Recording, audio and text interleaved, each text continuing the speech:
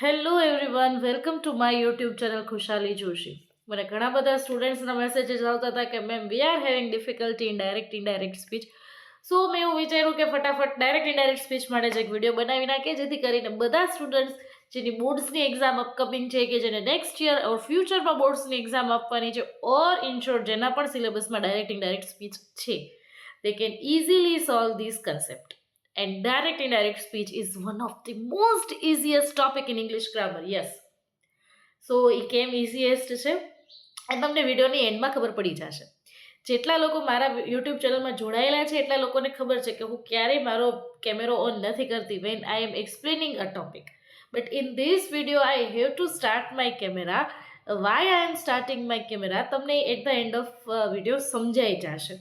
Okay, so without not wasting time આપણે શરૂ કરીએ છીએ direct indirect speech. So here we are having one very short definition. What is direct speech and what is indirect speech? Direct speech is quoting someone's word and indirect speech is reporting someone's word. જ્યારે તમારી પાસે સેન્ટેન્સની અંદર quotation mark છે, that means the sentence is from direct speech. જ્યારે તમારી પાસે સેન્ટેન્સમાં quotation mark નથી, double inverted કોમાસ નથી, that means the sentence is from indirect speech. Okay, આના માટે મેં વિડીયોની અંદર એક ગેમ રાખેલી છે. જો તમારી પાસે હવેની સ્લાઇડનું સેન્ટેન્સ ડાયરેક્ટ સ્પીચનું આવે છે તો you will do thumbs up. જો ઇનડાયરેક્ટ સ્પીચનું આવે છે તો you will do thumbs down. Again I am explaining. Quotation mark છે તો જ એ ડાયરેક્ટ છે, કોટેશન માર્ક નથી તો એ ઇનડાયરેક્ટ છે. ઓકે, નથી સેન્ટેન્સ જ નથી રીડ કરવું. એક્ઝામમાં મારો મેઇન મોટિવ એવો હોવો જોઈએ કે હું કેવી રીતે મારો ટાઈમ બચાવી શકું. ઇંગ્લિશના પેપરમાં when you will save your time you will easily able to give time to the creative writing portion. જે પાછળ એસે, ઈમેલ અને લેટર રાઇટિંગનો જે રાઇટિંગ સેક્શન આવે છે એને તમે વધારે માર્ક્સ તો જ, વધારે ટાઈમ તો જ દઈ શકશો કે જો તમે ગ્રામરમાં તમારો સ્માર્ટલી ટાઈમ સેવ કરશો. Okay, so let start. She asked if he was coming over for dinner that night. Easy topic છે, ડબલ ઇન્વર્ટેડ કોમા નથી, ઇનડાયરેક્ટ. ડબલ ઇન્વર્ટેડ કોમા છે, ડાયરેક્ટ. ડબલ ઇન્વર્ટેડ કોમા છે, direct. Again we have double inverted comma, direct sentence. No double inverted comma, indirect sentence. Double inverted comma, direct sentence. We have double inverted comma, direct sentence. CBSE majority basic સ્ટાન્ડર્ડમાં જ્યારે first time direct ઇનડાયરેક્ટનો concept ગ્રામરમાં introduce કરે છે ત્યારે they may ask this type of question. Okay, તમે screen ઉપર જોઈ શકતા હશો કે એન્ડ સમ ગોલ્ડન રૂલ્સ. પહેલાં તો આ ગોલ્ડન રૂલ નથી, આ એક જિંગલ છે. જે સ્ટુડન્ટ્સ મારી પાસે ભણેલા છે એ આ વિડીયોમાં હવે મારી સાથે ગાવા માંડશે. જે લોકો પહેલી વાર જોવે છે એ લોકો એન્જોય કરશે, પણ આને પહેલાં કેવી રીતે એન્જોય કરવાની છે એ હું તમને સમજાવી દઉં છું. And grace of government Gujarat બેકગ્રાઉન્ડમાં તમને મ્યુઝિક પણ સમજાતું હશે, સ્વચ્છ ભારત કા ઇરાદા. Okay, but ignore it. એ તો છે એનું કામ કરે, આપણે આપણું કામ કરીએ છીએ. અને એવું તો નથી કે હું વિડીયો બનાવતી હોય ત્યારે સન્નાટો કરી દેવાનો. ઓકે, આડાવડી વાતો ન કરતા વિડીયો ઉપર આવીએ. પહેલાં તો આને કેવી રીતે બોલવાની છે. V1 V2 V2 head plus V3 head plus V3 head plus V3. આ જ ટોનમાં બોલવાનો પ્રયત્ન કરશો જેથી કરીને તમે લોકો ઇઝીલી આને યાદ રાખી શકો. હું અગેન રિપીટ કરું છું. V1 V2 V2 head plus V3 head plus V3 head plus V3. M is are was were had been had been. Will, shall, would, can, could, and one more thing we have in this slide but it was cropped out. May, might. હવે હું આને ડિટેલમાં તમારી સાથે discuss કરીશ. Okay. Here we are having V1 representing simple present tense. And when we have direct sentence and simple present tense, we will convert it into V2. V2 is representing simple past tense. Those who are from Gujarati medium school, Gujarati મીડિયમના student માટે V1 એ સાદો વર્તમાન કાળ represent કરે છે. Direct સ્પીચનું sentence જ્યારે સાદા વર્તમાન કાળનું હશે ત્યારે આપણે એને ઇનડાયરેક્ટ સ્પીચમાં કન્વર્ટ કરશું. V2 had plus V3. V2 is representing simple past tense. જ્યારે સેન્ટેન્સ સિમ્પલ પાસ્ટ ટેન્સમાં હશે ત્યારે આપણે એને પાસ્ટ પરફેક્ટ ટેન્સમાં કન્વર્ટ કરશું. V1 V2 V2 had plus V3 had plus V3 had plus V3. જ્યારે સેન્ટેન્સ ઓલરેડી પાસ્ટ પરફેક્ટ ટેન્સમાં છે ત્યારે એને વધારે કોઈ ટેન્સમાં કન્વર્ટ ન કરતા એને પાસ્ટ પરફેક્ટ ટેન્સમાં જ રહેવા દેશું. Emmys are was were had been had been.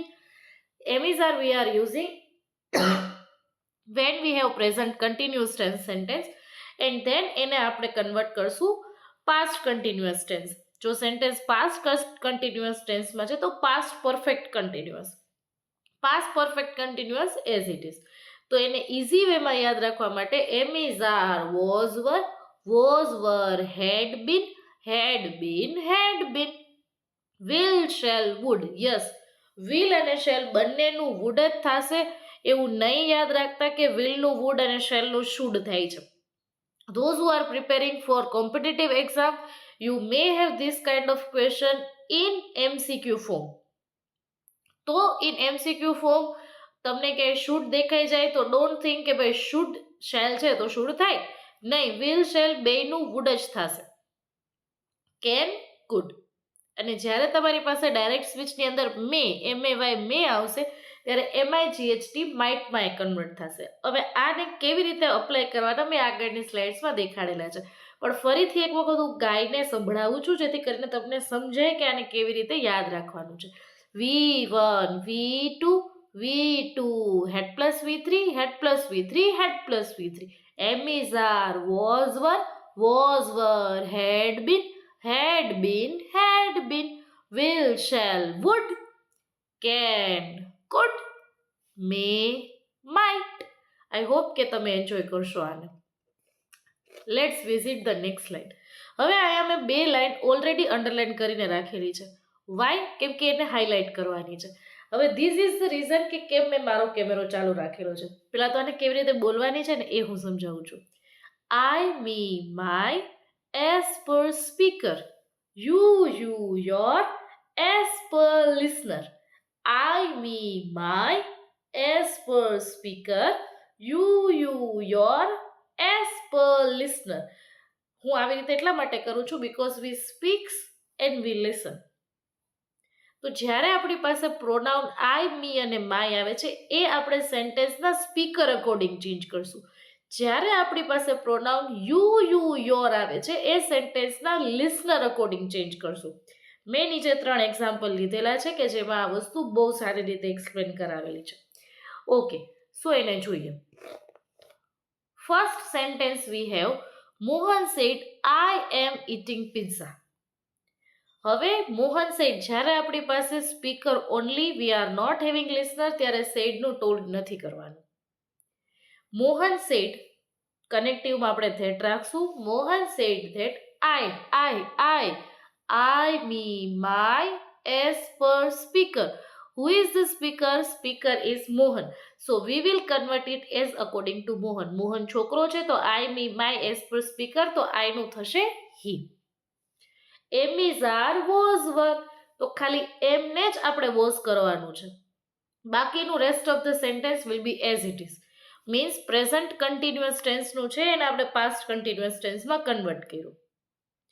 Rahul said to માયા, આ સેન્ટેન્સની અંદર આપણી પાસે સ્પીકર અને લિસનર બંને છે તો ત્યારે આપણે સેડ ટુ નું ટોલ્ડ કરશું કે રાહુલ ટોલ્ડ માયા. કનેક્ટિવ આપણે ધેટ જ યુઝ કરશું because these are the simple sentence. Rahul told Maya that I me my as per speaker. Rahul is a boy તો એનું આપણે હી કરી લીધું. રોટ V2 second form of verb. V1 V2 head plus V3 એટલે આયા થશે head plus V3. he had written. wrote નું V3 form થાય છે written. A poem for you your as per listener. Here we are having listener Maya કે જે girl છે અને આ જે છે એ લાસ્ટમાં આવે છે pronoun. Means this is not the subject pronoun, આ ઓબ્જેક્ટ પ્રોનાઉન છે તો ગર્લનું ઓબ્જેક્ટ પ્રોનાઉન થાય છે હર, એટલા માટે આપણે ત્યાં હર રાખેલું છે. એક જ વસ્તુને યાદ રાખવાની છે કે I, me, my as per speaker and you your as per listener. એની નીચે એક સેન્ટેન્સ આપેલું છે, mother said to daughter I will miss you. હવે આ સેન્ટેન્સ હું તમારા હોમવર્ક માટે આપું છું, જેનો આન્સર તમારે મને કમેન્ટ સેક્શનમાં જણાવવાનો છે. સેડ ટુનું શું કરવાનું છે, કનેક્ટિવ શું રાખવાનું છે, I, me, my as per speaker, you your as per listener. હવે મેં તમારું 99% કામ કરી દીધું છે. આમાં એક જ વસ્તુનો ચેન્જ હવે મેં નથી કીધો, એ તમારે મને કમેન્ટ સેક્શનમાં કહેવાનું છે. અને હું તમને કમેન્ટ સેક્શનમાં જ આન્સર આપીશ કે your answer is correct or not. See, direct indirect speech is seriously a big topic. એક લેક્ચરની અંદર ઓર એક વિડીયોની અંદર એ આખો નહીં કવર થાય. હું આના માટે 2 વિડીયો બનાવીશ કે here we are having variety of sentences, તો એ બધી વેરાયટી હું સોલ્વ કરાવી શકું એવી મારી ઈચ્છા છે. મેજોરિટી 10th ક્લાસમાં અને ઇંગ્લિશ મીડિયમમાં ડાયરેક્ટ ઇનડાયરેક્ટ સ્પીચ સેન્ટેન્સીસના ફોર્મમાં નથી આવતી. યસ, ડાયરેક્ટ ઇનડાયરેક્ટ સ્પીચ પેરેગ્રાફના ફોર્મમાં આવે છે. તો અહીંયા મેં એક બહુ સિમ્પલ પેરેગ્રાફ પણ લીધેલો છે કે જેનાથી હું તમને એક્સપ્લેન કરી શકું કે પેરેગ્રાફના ફોર્મમાં આવે ત્યારે એને કેવી રીતે સોલ્વ કરવાની. અને મેં પેરેગ્રાફ જાતે ક્રિએટ કરેલો છે અને મેં આમાં એવી ટ્રાય કરેલી છે કે હું આમાં વેરાયટી ઓફ ક્વેશ્ચન્સને, વેરાયટી ઓફ થિંગ્સને હું લઈ શકું કે જેથી કરીને હું એને સોલ્વ કરાવી શકું. Okay, Sahil, when will you come to my home? જ્યારે પણ તમારી સામે સેન્ટેન્સ આવે, શાંતિથી એને પહેલાં એકવાર રીડ કરી લ્યો. Satish, I will come at 9 AM. 9 AM ની આગળ એટ પ્રેપોઝિશન કે શું કામ એને આવેલું એ માટેનો પ્રેપોઝિશનનો વિડીયો પણ મારી યુટ્યુબ ચેનલ ઉપર છે, જે તમે જઈને જોઈ શકો છો કે જેનાથી તમને સમજાય કે ડેના કયા ટાઈમની સાથે કયું પ્રેપોઝિશન યુઝ થશે. ઓકે, અત્યારે ડાયરેક્ટ ઇનડાયરેક્ટ પર ફોકસ કરીએ. Sahil, I have some doubts in maths. I asked to maths teacher. Satish, please explain me that. હવે એનો મેં નીચે ઇનડાયરેક્ટમાં પેરેગ્રાફ આપેલો છે કે જેને આપણે સમજીએ. ઓકે, ફર્સ્ટ, સાહિલ, જ્યારે તમારી પાસે ક્વેશ્ચનમાં કોઈ પણ WH વર્ડ આવે છે, at a time question sentence prepare કરતી વખતે આપણે એક જ વસ્તુનું ધ્યાન રાખશું કે અહીંયા સેડ ટુ નું ટોલ્ડ નહીં કરીએ પણ આસ્ક્ડ કરશું. ઓકે, હવે અત્યાર સુધી આપણે કનેક્ટિવ ધેટ રાખતા હતા.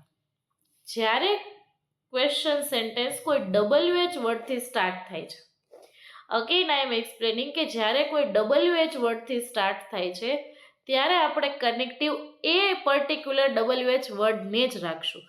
Sahil asked Satish when. હવે જુઓ, will you come to my home, એને પહેલાં આપણે નોર્મલ સેન્ટેન્સમાં કન્વર્ટ કરવું પડશે. હવે એટલું કામ હું એવું એક્સપ્લેન કરું છું અને હું એવું સ્ટુડન્ટ્સને સજેસ્ટ કરતી હોઉં છું કે એટલું કામ પેન્સિલથી તમારા ક્વેશ્ચન પેપરમાં જ કરો. ક્વેશ્ચન પેપરમાં લખવાની ના હોય છે, બટ તમે પેન્સિલથી કરશો અને પછી એને ઇરેઝ કરી નાખશો તો કોઈ સુપરવાઇઝર તમને ના નહીં પાડે. When will you come to my home, તો આ સેન્ટેન્સને પહેલાં આપણે નોર્મલ કરવા માટે એને નોર્મલ કરશું, you will come to my home. આ ઇન્ટ્રોગેટિવ સેન્ટેન્સ છે, એને નોર્મલ કર્યું, you will come to my home. You your as per listener. Satish એ આપણો લિસનર છે, એ બોય છે એટલે યુનું હી થશે. You will come to my home, વિલનું would, will shall would. Would એ અગેન મોડલ ઓક્સિલરી છે એટલે અહીંયા કમ V1 છે એનું V2 નથી કરવાનું.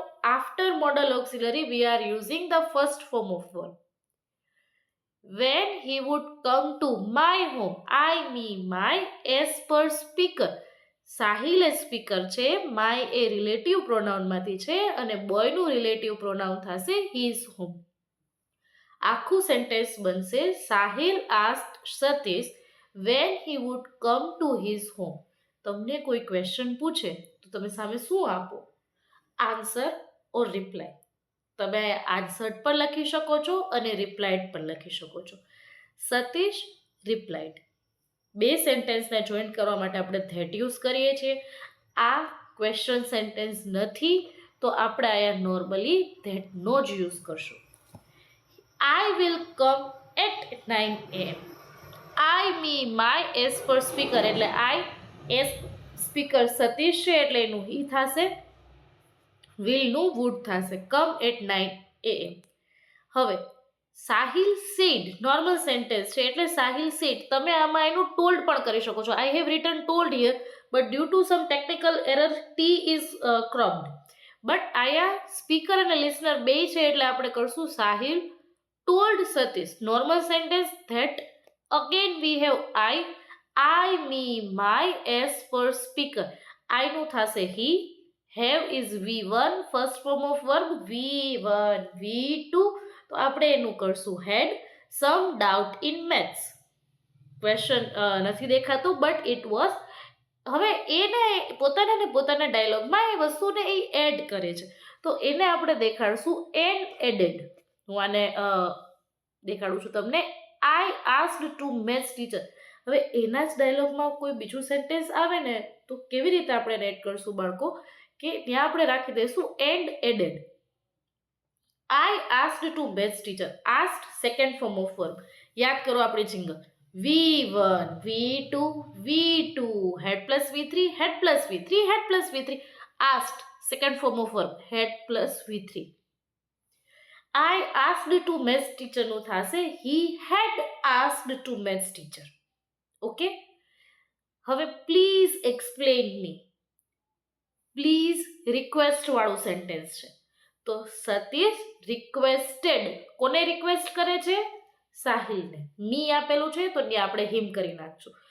Satish requested him to explain that. અહીંયા સુધી કોઈને ક્યાંય ડાઉટ છે? આખો પેરેગ્રાફ તમે ફરીથી એક વખત રીડ કરી લેજો. એવું લાગે તો વિડીયો 2 વખત જોજો અને પછી કાંઈ ન સમજાય તો મને પ્લીઝ કમેન્ટ સેક્શનમાં કહેજો. હું ડેફિનેટલી બીજો વિડીયો બનાવી અને તમારા ડાઉટ્સને સોલ્વ કરીશ. મેક્સિમમ પ્રેક્ટિસ કરજો. Those who are having their board exam, please આ ટાઈપના પેરેગ્રાફ સોલ્વ કરજો કે જે તમને બહુ બધી પબ્લિકેશન્સમાંથી મળી જશે. જે રૂલ્સ મેં કીધા એ યાદ રાખજો જેનાથી તમારા માટે આ પેરેગ્રાફને સોલ્વ કરવા બહુ ઇઝી છે. I will try at my level best કે હું આનો પાર્ટ 2 લઈને આવું કે જેની અંદર હું બધા જ ટાઈપના સેન્ટેન્સીસને કવર કરી શકું. આઈ હોપ કે મેં આ ડાયરેક્ટ ઇનડાયરેક્ટનો જે કન્સેપ્ટ છે એને બહુ વ્યવસ્થિત એક્સપ્લેન કરેલો હશે. તેમ છતાં પણ ન સમજાય તો તમે મને કહી શકો છો, હું તમને સોલ્વ કરી આપીશ. Stay tune and thank you.